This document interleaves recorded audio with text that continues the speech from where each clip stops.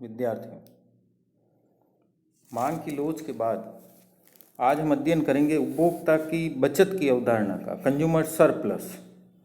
इस अवधारणा का अर्थशास्त्र में बहुत अधिक महत्व माना गया है। यह अवधारणा समझने की दृष्टि से तो काफ़ी सरल है, हालांकि इसके माप के संबंध में काफ़ी विवाद भी पाया जाता है। आधुनिक युग में हमें अनेक वस्तुएं जैसे नमक है, माचिस है, अखबार है, टेलीफोन है, बिजली है, मोबाइल है, पानी है, ये अपेक्षाकृत बहुत ही सस्ते भावों पर मिल जाते हैं। इनके लिए हम जो कीमत देते हैं उनकी तुलना में हमें संतोष बहुत ही अधिक मिलता है। इस प्रकार हमें एक प्रकार का जो अतिरिक्त संतोष मिलता है जिसे हम अर्थशास्त्र में उपभोक्ता की बचत कहते हैं। वस्तु स्थिति यह है कि इन वस्तुओं के अभाव में रहने की अपेक्षा हम इनके लिए ऊंची कीमत देने को तैयार हो जाते हैं। तो हमें अपने वातावरण व परिस्थितियों के कारण अनेक पदार्थों से जो अतिरिक्त संतोष मिलता है उसका बड़ा महत्व होता है।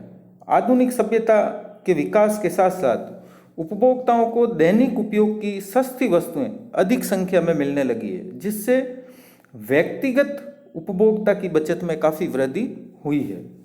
उपभोक्ता की जो बचत की अवधारणा है इसका प्रयोग सबसे पहले फ्रांस के इंजीनियर ड्यूपिट ने किया था।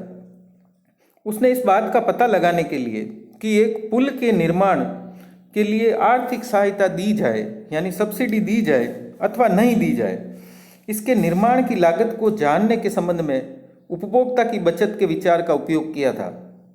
ड्यूपिट को यह जानकारी थी कि एक उपभोक्ता एक वस्तु के लिए जितनी राशि वास्तव में देता है उससे कहीं अधिक राशि वह देने के लिए तैयार हो सकता है, और इस प्रकार उसे एक प्रकार की अतिरिक्त संतुष्टि या बचत प्राप्त होती है। प्रोफेसर अल्फ्रेड मार्शल ने 1890 में उपभोक्ता की बचत की अवधारणा का उपयोग किया और उसकी परिभाषा दी जो आपके स्क्रीन पर है कि एक वस्तु के अभाव में रहने की अपेक्षा वह यानी उपभोक्ता जो कुछ कीमत देने के लिए तैयार हो जाता है वह उस राशि से अधिक हुआ करती है जो वास्तव में देता है। यह आधिक्य जो है इस अतिरिक्त संतुष्टि का आर्थिक माप होता है, यानी इसी अतिरिक्त संतुष्टि को हम उपभोक्ता की बचत कह सकते हैं। तो मार्शल के अनुसार जो उपभोक्ता की बचत है ना, उसका माप हम एक सारणी की सहायता से आसानी से समझ सकते हैं। CS यानी consumer surplus is equal to TU total utility यानी कुल उपयोगिता माइनस ब्रैकेट में P इंटू N। P का मतलब प्राइस कीमत और N का मतलब नंबर ऑफ क्वांटिटी यानी उसकी मात्रा कितनी है, वस्तु की इकाई की मात्रा कितनी है। इन दोनों को जान करके और हम इस प्रकार से पता लगा सकते हैं। ये जो टेबल आपके सामने दी गई है, क्वांटिटी यानी वस्तु की इकाई 1 है, उसकी सीमांत उपयोगिता 100 है और कीमत 20 रुपये है। चूंकि सीमांत उपयोगिता 100 के बराबर है लेकिन कीमत वो 20 रुपये ही या 20 पैसे ही दे रहा है, तो ऐसी स्थिति में कंज्यूमर सरप्लस हो गई 80 पैसे के बराबर।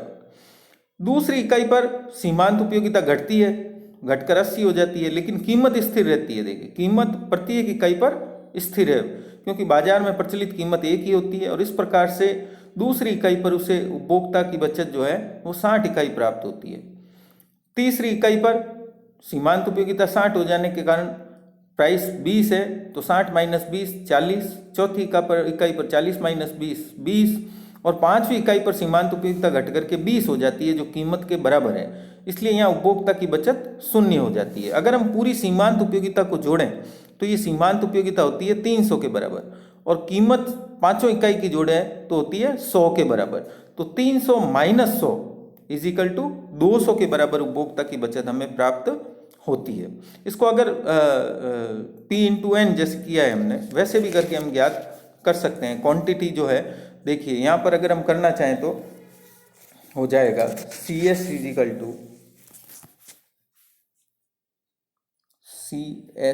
Equal to total utility. Total utility सीमांत उपयोगिताओं का योग होती है जो है 300 माइनस P प्राइस क्या है 20, क्वांटिटी कितनी है 5। 300 माइनस 100 इज इक्वल टू 200, तो 200 ही नीचे CS में इसका योग 200 आ रहा है। तो इस प्रकार से भी हम ज्ञात कर सकते हैं जो उपयुक्त सूत्र दिया गया है। अब हम एक डायग्राम की सहायता से इसको आसानी से समझ सकते हैं, है ना। चित्र में ओ एक्स अक्ष पर वस्तु की मात्राएं ली गई है, नीचे से थोड़ा कट गया है, ये वस्तु की मात्रा है ओ एक्स अक्ष पर 1 2 3 4 5, और ओ वाई अक्ष पर हमने वस्तु की कीमत और उसकी सीमांत उपयोगिता ली है। यहां पर वस्तु की कीमत है ओ आर, यानी 20 रुपए प्रति इकाई या 20 पैसे प्रति इकाई। उपभोक्ता को एक्स वस्तु की 5 इकाइयों से जो कुल उपयोगिता मिलती है वो होती है ओ एम एन पी क्षेत्र के बराबर। देखिए ओ एम एन और ऊपर 100 के पास पी लिखा हुआ, पी, इस पूरे क्षेत्र के बराबर उसको कुल उपयोगिता मिलती है।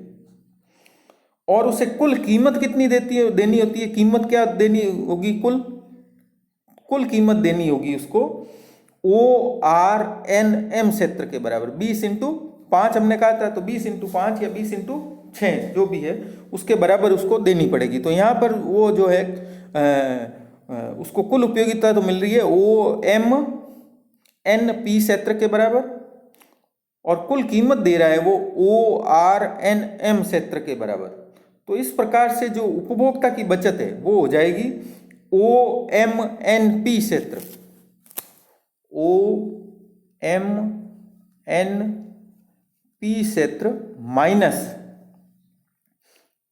ओ आर एन एम क्षेत्र, इसके बराबर ही वो कीमत देता है। तो बराबर बच जाएगा उसके पास आर पी एन क्षेत्र, ये क्षेत्र देखो आर पी एन, इस क्षेत्र के बराबर उपभोक्ता की बचत प्राप्त होगी। ये समझना बहुत ही आसान होगा कि कीमत अगर, है ना, अब यदि कीमत ओ आर से बढ़ करके ओ एस यानी 20 रुपए से बढ़कर 40 रुपए हो जाए तो ऐसी स्थिति में उपभोक्ता की बचत पर क्या प्रभाव पड़ेगा। तो ऐसी स्थिति में अब उपभोक्ता की बचत घट करके क्या हो जाएगी, एस पी टी क्षेत्र के बराबर।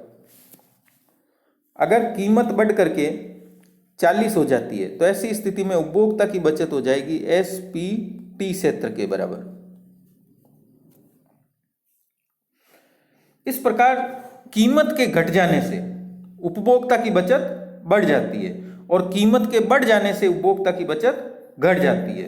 तो इससे यह स्पष्ट हो जाता है कि वस्तु की कीमत के परिवर्तित हो जाने से उपभोक्ता की बचत भी परिवर्तित हो जाती है। वस्तु की कीमत व उपभोक्ता की बचत जो है दोनों एक दूसरे के विपरीत दिशा में चलते हैं। जब कीमत बढ़ती है तो उपभोक्ता की बचत घट जाती है, जब कीमत घटती है तो उपभोक्ता की बचत बढ़ जाती है। अब हम इससे आगे चलते हैं कि मार्शल ने ये जो अपना विवेचन प्रस्तुत किया गया है या उपभोक्ता की बचत की जो अवधारणा प्रस्तुत की है, इसके अंतर्गत उसने कुछ मान्यताओं को स्वीकार किया है ना, क्योंकि इस विश्लेषण को जटिलताओं से मुक्त करने के लिए इन मान्यताओं का माना जाना जरूरी था। जिसमें सबसे पहली मान्यता ली गई है कि उपयोगिता एवं संतुष्टि के बीच एक सुनिश्चित संबंध पाया जाता है। उपभोक्ता एक वस्तु को खरीदते समय कुछ संतुष्टि प्राप्त करने की आशा करता है। हो सकता है कि उपभोग के बाद प्राप्त संतोष इससे कम या उसे अधिक मिले, इससे कठिनाई उत्पन्न हो सकती है। जैसे मान लें कि हमने सिनेमा देखने से पूर्व इससे हमने माना कि 20 रुपए के बराबर उपयोगिता का अनुमान लगाया था और इस पर कुल 15 रुपए हमने खर्च किए थे। लेकिन हम कल्पना करें कि सिनेमा देखने के बाद हमें पता चलता है कि आशा के विपरीत केवल 4 रुपए की ही उपभोक्ता की बचत मिल पाई है। तो ऐसी स्थिति में सिनेमा देखने से पूर्व चूंकि 15 रुपए दिए और 20 रुपए के बराबर मिलनी थी, लेकिन मिली 19 रुपए के बराबर, यानी 4 रुपए की बचत हुई। तो ऐसी स्थिति में सिनेमा देखने से पूर्व हमने 5 रुपए के बराबर उपभोक्ता की बचत का जो अनुमान लगाया था वो सिनेमा देखने के बाद 1 रुपए कम मिला, अर्थात वास्तविक उपभोक्ता की बचत प्रत्याशित उपभोक्ता की बचत से कम मिल रही है। इस कठिनाई से बचने के लिए मार्शल ने यह मान लिया था कि प्राप्त उपयोगिता सदैव प्रत्याशित उपयोगिता के बराबर ही मिलती है ना। और प्रोफेसर केनेथ बोल्डिंग का ऐसा मानना था उपभोक्ता की बचत के बारे में। वो क्रेता की बचत कहते हैं इसको, और वो ये कहते हैं कि ये क्रेता की उपयोगिता के आधार पर मापी जाती है। दूसरा मान्यता ली गई कि मुद्रा की सीमांत उपयोगिता को मार्शल ने स्थिर मान लिया था। जैसा कि हमने रेखा चित्र में देखा था कि आर एन रेखा जो है वो ओ एक्स अक्ष के समानांतर हो जाती है। उसका मतलब यह है कि एक वस्तु पर मुद्रा की इतनी थोड़ी राशि खर्च की जाती है कि व्यवहार में मुद्रा की सीमांत उपयोगिता समान मानी जा सकती है। लेकिन जो आधुनिक अर्थशास्त्री हैं या आधुनिक लेखक हैं, वो कुछ वस्तुओं पर, जैसे कि खाद्यान्न है, वस्त्र है आदि पर उपभोक्ता की आय का काफ़ी बड़ा अंश व्यय करने के कारण मुद्रा की सीमांत उपयोगिता व्यय के साथ साथ बढ़ती जाती है, ऐसा मानते हैं। यदि हम इस आलोचना को स्वीकार कर लें तो भी उपभोक्ता की बचत की अवधारणा समाप्त नहीं हो जाती है। हिक्स ने उपभोक्ता की बचत की अवधारणा के लिए तटस्थता वक्रों की सहायता से स्पष्ट किया है, जिसमें उसने मुद्रा की सीमांत उपयोगिता को स्थिर या समान मानने की आवश्यकता नहीं रह जाती है। नेक्स्ट है फिर मांग वक्र की सभी मान्यताएं यहाँ स्वीकृत मानी जाती है। हमने मांग वक्र की अवधारणा पढ़ते समय कुछ मान्यताएं मानी थी कि उसकी कीमत स्थिर रहती है, उपभोक्ता की आमदनी स्थिर रहती है, उपभोक्ता की रुचि, फैशन, उसकी आदतें सब स्थिर रहती है, उस रीति रिवाज, अन्य चीज़ें जो प्रभावित करती है वो भी स्थिर रहती है। तो प्रोफेसर मार्शल ने उपभोक्ता की बचत का विचार सीमांत उपयोगिता वक्र के आधार पर आश्रित है। इसमें वे सब मान्यताएं आ जाती है जो मांग वक्र के संबंध में होती है। मांग वक्र अन्य बातें समान रहने पर एक वस्तु की कीमत के परिवर्तन का प्रभाव उस वस्तु की मांग की मात्रा पर बतलाता है। मांग वक्र में एक वस्तु पर ही हम विचार करते हैं, लेकिन हम जानते हैं कि एक वस्तु की सीमांत उपयोगिता पर उस वस्तु की मात्रा के साथ साथ दूसरी वस्तुओं की मात्राओं का भी प्रभाव पड़ता है। तो उपभोक्ता की बचत की अवधारणा में मांग वक्र की जो अवधारणा है उस पर आधारित होने के कारण कई प्रकार की कठिनाइयां बढ़ जाती है ना। इन कठिनाइयों को बाद में हिक्स ने अपने विश्लेषण में दूर किया था। चौथी मान्यताएं ली गई है कि व्यक्तिक सीमांत उपयोगिताओं के अंतरों पर ध्यान नहीं दिया गया है। बाजार जो है वो उपभोक्ता की बचत के माप में मार्शल ने विभिन्न व्यक्तियों के बीच सीमांत उपयोगिताओं के अंतरों पर ध्यान नहीं दिया है। विभिन्न व्यक्तियों में आय व रुचि के भेद होने से एक वस्तु के प्रति उसकी सीमांत उपयोगिताओं में अंतर देखने को मिलता है।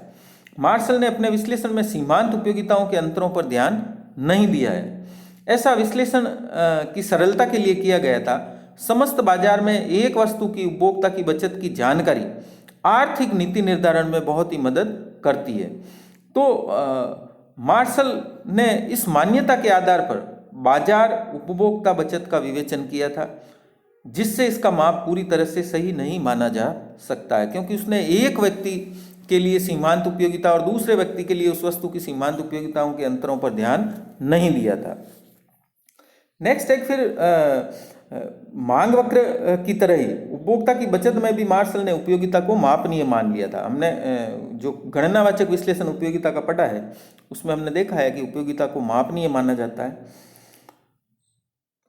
तटस्थता वक्र के विश्लेषण के जो समर्थक हैं, हिक्स है, स्लटस्की है, वो इसका विरोध करते हैं। उन्होंने आपत्ति भी की है। उन्होंने अपना एक वैकल्पिक जो है विश्लेषण भी प्रस्तुत किया है, जिसमें उपयोगिता को मापने की आवश्यकता नहीं होती है। क्रमवाचक विश्लेषण या तटस्थता वक्र विश्लेषण के माध्यम से हम देख चुके हैं।